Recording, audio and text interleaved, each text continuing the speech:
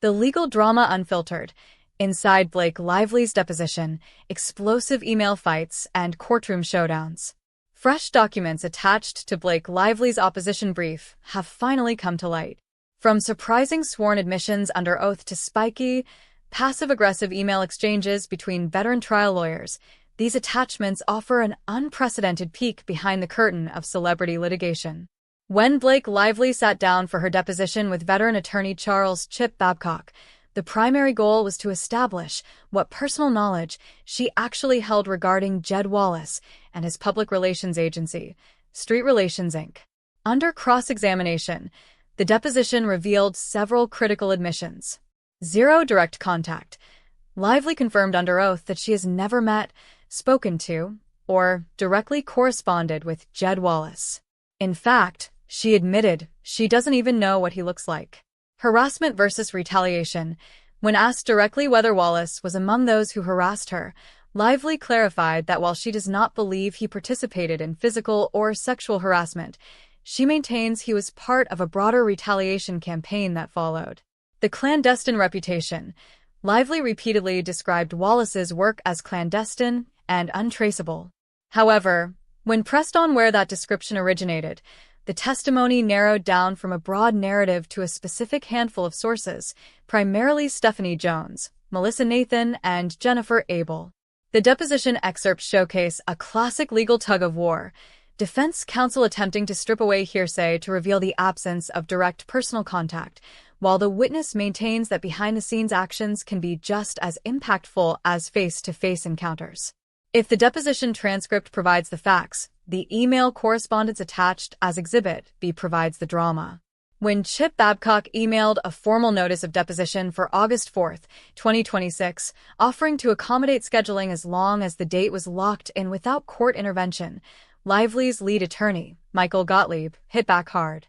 Gottlieb argued that the deposition notice had no legal standing, pointing out that Wallace's complaint had already been dismissed in its entirety. Under Federal Rule of Civil Procedure 30 and Rule 54D, Gottlieb maintained that post-dismissal discovery cannot be conducted without explicit leave of the court. The exchange quickly escalated into a battle of legal philosophy and tactical posturing. The Rule 54D barrier. Gottlieb insisted that Wallace's legal team waived their right to discovery by choosing to oppose Lively's fee application on the existing record, rather than formally requesting leave from the judge for additional discovery. The threat of escalation. Gottlieb warned that if Wallace pursued a second deposition, Lively's legal team would respond by requesting broad reciprocal discovery, including taking depositions of multiple key industry figures, such as Melissa Nathan, Rosa Kalantari, Brian Friedman, Katie Case, and Jamie Keith. Pointing to the high hourly rates of Lively's extensive legal team, Gottlieb made it clear that every additional hour spent fighting what he termed frivolous discovery would simply be added to the final attorney fee application submitted to the court. Babcock, maintaining a cool and courteous tone, countered that limited discovery was entirely justified given the ongoing post-dismissal fee motions, specifically regarding the standard of malice under California Civil Code Section 47.1 following recent judicial rulings. With both sides digging in their heels, the conflict moved from email inboxes to sworn declarations before the judge. But who actually held the upper hand?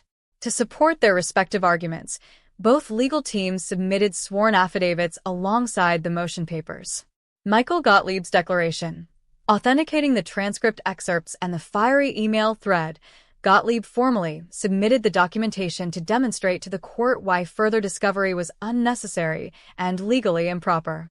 As both parties await the court's official ruling on the motion for discovery, a broader question looms over the entire proceeding. The entire argument over Wallace's alleged involvement relied heavily on third-party communications, text messages, and internal memos. Personal knowledge remains the gold standard in depositions. As the court reviews the briefs, affidavits, and exhibits, both sides remain firmly entrenched in their positions. Will the court grant limited post-dismissal discovery to settle the issue of malice, or will it rule that the record is closed? Drop your thoughts in the comments below.